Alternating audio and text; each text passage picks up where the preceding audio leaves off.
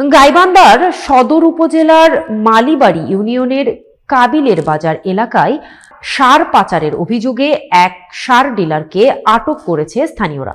গাইবান্ধা থেকে শাহ আলম কিনুর ক্যামেরায় জাহিদুল ইসলামের রিপোর্টে শুক্রবার রাত 12টার দিকে দুইটি অটোরিকশায় করে 19 বস্তা সার সহ ডিলার মঞ্জুকে আটক করা হয়।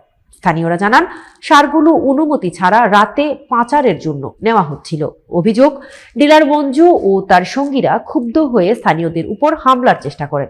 এলাকাবাসীর দাবি, এই ঘটনায় পার্শ্ববর্তী ইউনিয়ন কামারজানির ব্যবসায়ী মশিউর রহমানের সিন্ডিকেট জড়িত থাকতে পারে।